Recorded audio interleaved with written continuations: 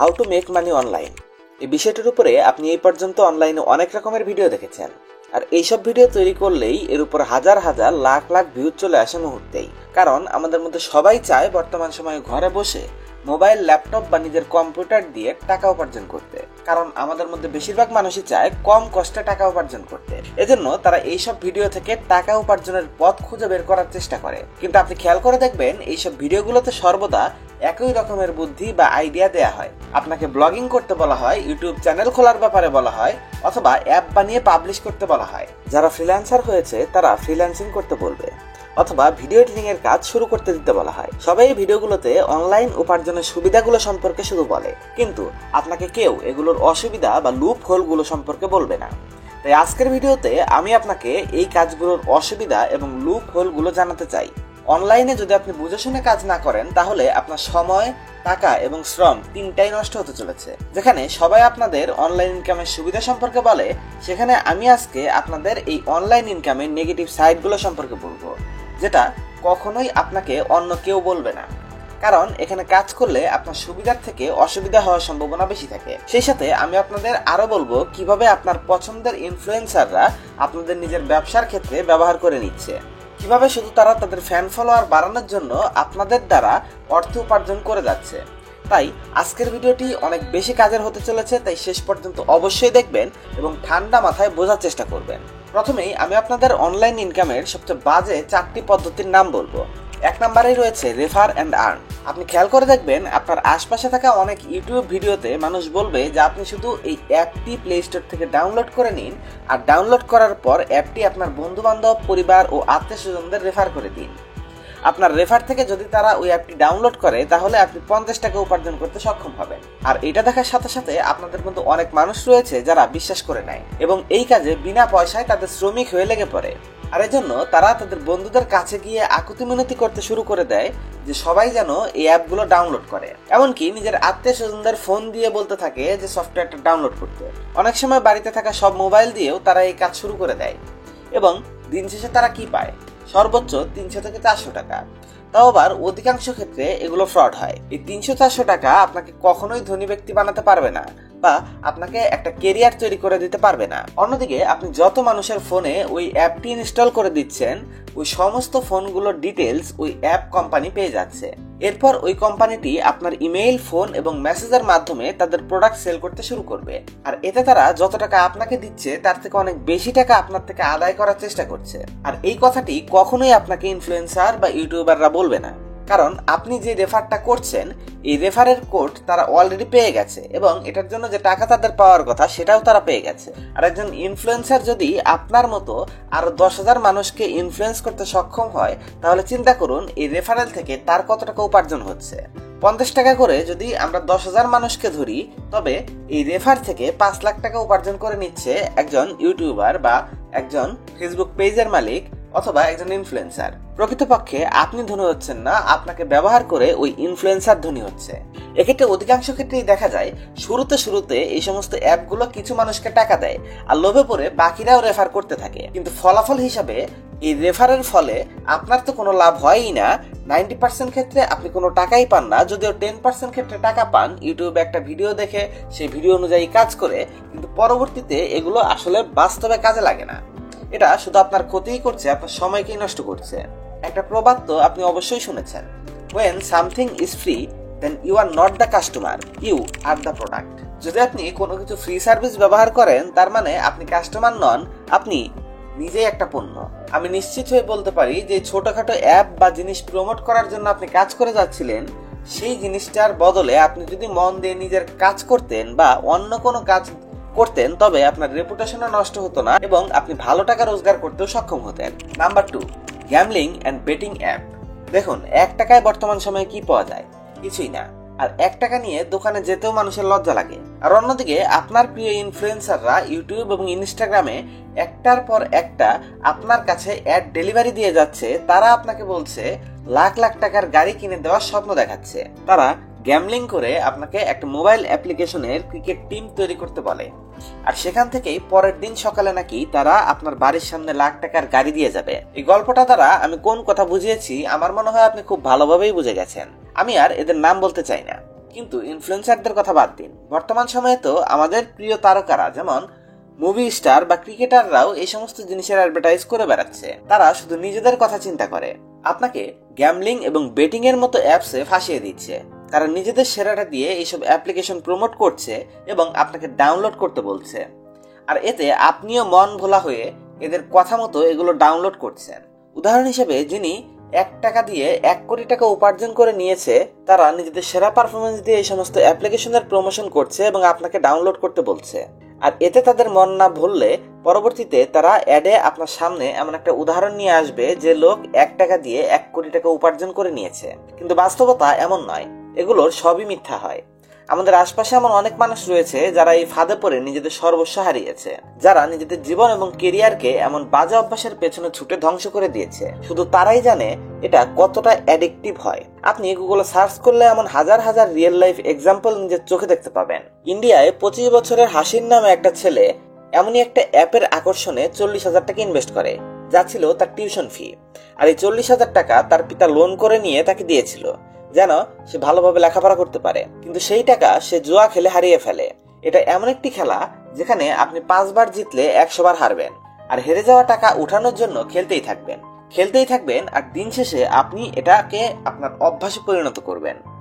আপনাকে অ্যাডিকটিভ বানিয়ে দেবে এই খেলাগুলো। তাই আপনাদের এই সমস্ত অ্যাপ থেকে দূরে থাকতে হবে। যারা এই সমস্ত অ্যাপের প্রমোশন করছে, সেই সব ভিডিওর নিচে কমেন্ট বক্স রয়েছে, আপনি সেখানে কমেন্ট করুন, তাদের বোঝান, মানুষের জীবন ধ্বংস করা থেকে বিরত থাকুন, প্রতিবাদ গড়ে তুলুন। আমাদের পছন্দের ইনফ্লুয়েন্সাররা খুব ভালো করেই জানে এখান থেকে টাকা উপার্জন করার আশা একেবারেই শূন্য, কিন্তু তারপরও তারা নিজেদের প্রয়োজন মেটানোর জন্য শুধু টাকা দিয়ে অ্যাড করবে বলে এই সমস্ত জিনিসের প্রমোশন করে দিচ্ছে। তাই তাদের থেকেও নিজেদের সরিয়ে নিন এবং তাদের বিরুদ্ধে কথা বলতে শিখুন। তাদের বোঝানোর চেষ্টা করুন যে তারা যা খুশি তাই প্রমোট করতে পারে না। নাম্বার 3, ফ্রিল্যান্সিং টাকা উপার্জন করার খুব পরিচিত একটা পদ্ধতি।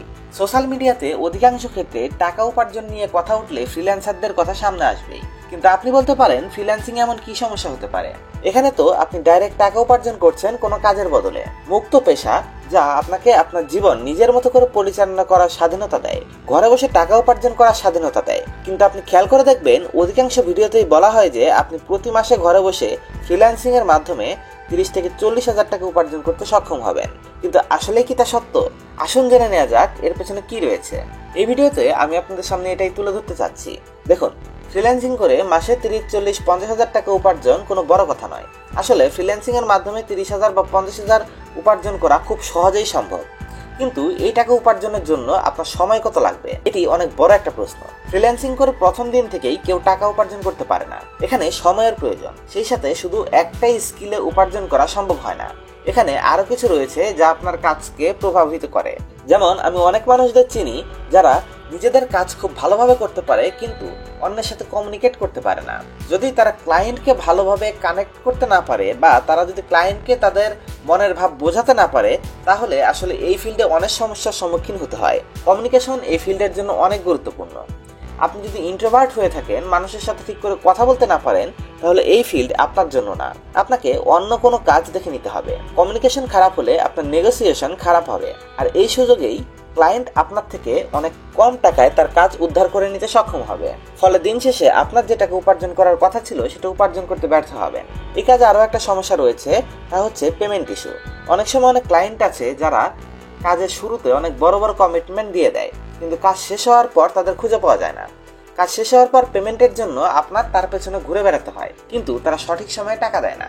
এক্ষেত্রে আপনি কার কাজ নেবেন আর কি বা করবেন? এটা একটা মুক্ত পেশা, তাই আপনার টাকা যদি কেউ না দেয় তাহলে আপনি কাউকে দোষারোপ করতে পারবেন না, অথবা কার কাছে কমপ্লেন করারও সুযোগ নেই। সত্যি বলতে ফ্রিল্যান্সিং এর কাজগুলো প্রথম করতে অনেক ভালো লাগে, কিন্তু পরবর্তীতে আর ভালো লাগে না। কারণ একটা সময় পর যখন আপনার ওয়ার্কলোড বেড়ে যাবে এবং একই কাজ আপনি বারবার করতে থাকবেন, তখন আর সেটার মধ্যে কোনো কিক খুঁজে পাবেন না। ওয়ার্কলোড আপনাকে আইসোলেটেড করে দেবে, আপনার রুটিন বদলিয়ে দেবে। তখন কাজের চাপ এতটাই বেড়ে যাবে যে আপনার জীবনে দিন রাতের কোনো পার্থক্য থাকবে না। আপনি নিজের ঘরে বসে শুধু কাজই করতে থাকবেন। এর মাধ্যমে আপনার জীবনে লোনলিনেসের শিকার হতে পারেন আপনি। আরো একটা বড় ব্যাপার হলো, একা কাজ করে কখনোই ফাইন্যান্সিয়াল লিমিটেশন ব্রেক করা যায় না। আপনাকে মনে রাখতে হবে ফ্রিল্যান্সিং একটা দীর্ঘ সময়ের কাজ, আর এই কাজে সফলতা আনতে এক সময় আপনার টিম ম্যানেজমেন্টের মাধ্যমে কাজ করতেই হবে। অর্থাৎ আপনাকে একটা টিম গঠন করতে হবে যারা আপনার সাথে কাজ করতে পারবে। তখন আপনি কম সময়ে বেশি কাজ ক্লায়েন্টদের দিতে পারবেন এবং এর মাধ্যমে আপনি একটা এজেন্সি পর্যন্ত খুলতে পারবেন। আর এভাবে চাইলে ফ্রিল্যান্সিং এ নিজের জীবন আপনি ক্যারিয়ার হিসেবে দাঁড় করাতে পারেন। কিন্তু আপনাকে সবসময় মনে রাখতে হবে এই ফিল্ডের চ্যালেঞ্জ রয়েছে অনেক। Communication, time management, team management, patience আরো অনেক কিছু ছাড়া এই ফিল্ডে সফল হওয়া সম্ভব নয়। আরো একটা বড় ব্যাপার হলো আপনি যে পেশায় থাকেন আর যা কিছুই করেন না কেন আপনার কিছু মেন্টর বা গুরু থাকবে, কিন্তু এখানে আপনাকে পথ প্রদর্শনের জন্য কেউ থাকবে না। আপনার সামনে এগোনোর জন্য কোনো তেমন পদক্ষেপ নেওয়ার মতো ব্যক্তি কেউ থাকবে না। আমি যদি উদাহরণ দিয়ে বলার চেষ্টা করি, একজন ডাক্তার তখনই একজন ভালো ডাক্তার হয়ে ওঠে যখন সে তার থেকে আরো অনেক বড় মাপের ডাক্তারদের সংস্পর্শে থাকে। আপনি খেয়াল করে দেখবেন তাদের ইন্টার্নশিপ পিরিয়ড হয় এবং তারা একটা নির্দিষ্ট সময় পর্যন্ত হাসপাতালে একজন বড় ডাক্তারের সাথে কাজ করে ওই কাজ শিখে নেয় এবং যার ফলে তারা পরবর্তী জীবনে প্র্যাকটিক্যাল নলেজ জানতে পারে এবং তারা সামনে এগোতে পারে তাদের ক্যারিয়ারে। আপনি যদি মিলিটারিতে দেখেন তবে একজন মিলিটারি লিডার তৈরি হওয়ার জন্য অনেকগুলো লিডারের ভূমিকা থাকে। অনেক লিডাররা তাদের বিভিন্ন ফিল্ডের কাজ সম্পর্কে শেখায়, তাদের প্রতিটা মিলিটারি অপারেশন এবং মিলিটারি ইকুইপমেন্টের সাথে পরিচিত করে দেয়। সহজ কথা, তাদের কোচ থাকে। কিন্তু যখন আপনি এই ফ্রিল্যান্সিং এর মুক্ত পেশা আসছেন, আপনাকে শেখানোর মতো আপনি কাউকে খুঁজে পাবেন না। যদিও পাবেন, অধিকাংশই ফ্রড, অলমোস্ট 95% ফ্রড। তারা আপনাকে অনেক কিছু বলবে, অনেক কিছু শেখাবে, কিন্তু বাস্তবে এগুলো কমন সেন্সের বিষয়। এগুলো আপনি ইউটিউবে ফ্রি ভিডিও দেখেও শিখতে পারবেন। এজন্য এ ব্যাপারে যদি আপনি একা চলার ব্যাপারে কনফিডেন্স থাকেন এবং আপনার যদি কমিউনিকেশন স্কিল ভালো থাকে তবেই এই লাইনে পা বাড়ান, তা না হলে এটা সবার জন্য নয়। Number 4, content farming. বিগত কিছু বছর ধরে আমাদের সামনে টাকা উপার্জনের আরো একটা মাধ্যম খুব জনপ্রিয় হচ্ছে, যার নাম হলো কন্টেন্ট ক্রিয়েশন। কন্টেন্ট ক্রিয়েশনের মাধ্যমে আমাদের আশপাশে অনেকেই প্রকৃতপক্ষে ভালো টাকাই উপার্জন করতে সক্ষম হচ্ছে। তাই প্রত্যেকটা ভিডিওতে কন্টেন্ট ক্রিয়েশনের কথা বলা হয়। আপনাকে বলা হবে কন্টেন্ট ক্রিয়েট করতে শুরু করে দিন, ভিডিও তৈরি করতে থাকুন, ইউটিউবে আপলোড করতে থাকুন এবং এভাবে একদিন আপনার ভিডিও ভাইরাল হয়ে যাবে আর আপনি আপনার জীবনে আর্নিং করতে শুরু করবেন। ফেসবুকের ক্ষেত্রেও একই অবস্থা এবং যে কোনো ওয়েবসাইটে পোস্ট পাবলিশ করার ক্ষেত্রেও একই বিষয়গুলো কাজ করে। এই বিষয়গুলো বলা যতটা সহজ, করা ঠিক ততটাই কঠিন। আর অধিকাংশ মানুষ একে প্যাসিভ ইনকাম সোর্স বলে, কিন্তু বাস্তবে প্যাসিভ ইনকামের সোর্স হওয়ার পরও এখানে আপনাকে কন্টিনিউ কাজ করে যেতে হয়। কারণ প্রতিদিন ইউটিউবে লাখ লাখ চ্যানেল ওপেন করা হয়, কিন্তু দিন শেষে 1 বছর পর দেখা যায় এর মধ্যে 1% বা শতকরা একটা চ্যানেলের বেশি টিকে থাকতে পারে না। কারণ ইউটিউবে কাজ করে যাওয়া অনেক কষ্টের, শ্রম এবং মেধা দিয়ে কাজ করে যেতে হবে। এখানে কনসিস্টেন্সি দেখাতে হবে, নয়তো এখানে ক্যারিয়ার করা অসম্ভব। প্রথম মানুষ অতি আগ্রহের কারণে কাজ শুরু করে, কিন্তু যখন চ্যালেঞ্জগুলো সামনে আসতে থাকে তখন তারা হাল ছেড়ে দেয় এবং ইউটিউব থেকে চলে যায়, যা খুব স্বাভাবিক। অনেক মানুষ রয়েছে একটা ইউটিউব চ্যানেল তৈরি করেছে এবং বর্তমানে সেই চ্যানেলটাকে দাঁড় করাতে গিয়ে লাখ লাখ টাকা খরচ করে ফেলেছে। তারা এই টাকা স্ক্রিপ্ট লেখার পেছনে, থাম্বনেল, ভিডিও এডিটিং এবং ভয়েস ওভারের পেছনে কাজ করাতে গিয়ে খরচ করছে। আবার অনেক ভিডিওতে বলতে শোনা যায় যে বর্তমানে আপনাকে কন্টেন্ট ক্রিয়েশন করার কোনো কষ্টই করতে হবে না, আপনি একটা আইডি দিয়ে স্ক্রিপ্ট এবং ভিডিও ক্রিয়েট করে ফেলতে পারবেন খুব সহজে, আর সেই ভিডিও ইউটিউবে আপলোড করে লাখ লাখ টাকা উপার্জন করবেন। আমি আপনাদের প্রথমেই বলতে চাই, ইউটিউবে কন্টেন্ট ক্রিয়েশন করা কোনো সহজ প্যাসিভ ইনকামের সোর্স নয়। আর অন্যদিকে যদি ভিডিওটিতে আপনি নিজে যুক্ত না থাকেন তাহলে কখনোই সেই ভিডিওতে ক্রিয়েটিভ কিছু থাকবে না। আর আপনার কাজ যদি ক্রিয়েটিভ না হয় তাহলে কেউ আপনার ভিডিও দেখতে আগ্রহ প্রকাশ করবে না, অর্থাৎ দিন শেষে এখান থেকে আপনার কোনো উপার্জনই হবে না। মানুষ ভিডিওতে বর্তমানে পার্সোনাল এক্সপিরিয়েন্সের কথা জানতে চায়। যেমন আমি নিজের ভিডিওগুলোতে আমার ব্যক্তিগত এক্সপিরিয়েন্স শেয়ার করার চেষ্টা করি। আমার কন্টেন্ট লেখার জন্য মানুষ রয়েছে, কিন্তু এই কন্টেন্টগুলো দেওয়ার আগে আমি এগুলো নিয়ে যথেষ্ট রিসার্চ করি এবং যথেষ্ট পরিবর্তন এনে তারপরে তৈরি করি। এরপর আপনাদের জন্য একটা ভিডিও তৈরি করে থাকি। আমি আমার থাম্বনেলগুলোকেও ইউনিক রাখার চেষ্টা করি যাতে আপনারা সহজে বুঝতে পারেন যে এগুলো আমার চ্যানেলেরই থাম্বনেল। যদি আপনি নিজে সময় দিতে না পারেন, যদি আপনি এটাকে সম্পূর্ণ ক্যারিয়ার হিসেবে ধরতে না পারেন এবং যদি আপনি ইউটিউবের ব্যাপারে সিরিয়াস না হন তাহলে এখানে কখনোই লাভবান হতে পারবেন না, শুধু আপনার সময়কে বরবাদ করবেন। আসলে আমার এই ভিডিওটি হয়তোবা আজকে আপনাকে ডিমোটিভেট করতে পারে। যদি আপনি আমার এই ভিডিওটি দেখে মনে কষ্ট পেয়ে থাকেন বা হতাশ হয়ে থাকেন তাহলে আমি সত্যি দুঃখিত, কিন্তু একজন দায়িত্বশীল কন্টেন্ট ক্রিয়েটর হওয়ার ক্ষেত্রে এটা আমার দায়িত্ব ছিল আপনাদের সামনে বাস্তবতা তুলে ধরা। এই ভিডিওটি নিয়ে আপনার কি মন্তব্য রয়েছে তা আমাকে অবশ্যই কমেন্টে জানাবেন। সেই সাথে আরো জানাবেন এমন কি কি দিক রয়েছে যে দিকগুলো অনলাইন উপার্জনের ক্ষেত্রে ক্ষতিকর হতে পারে, সেটাও কমেন্টে লিখবেন। আমি চেষ্টা করব সেগুলো নিয়েও ভিডিও তৈরি করার।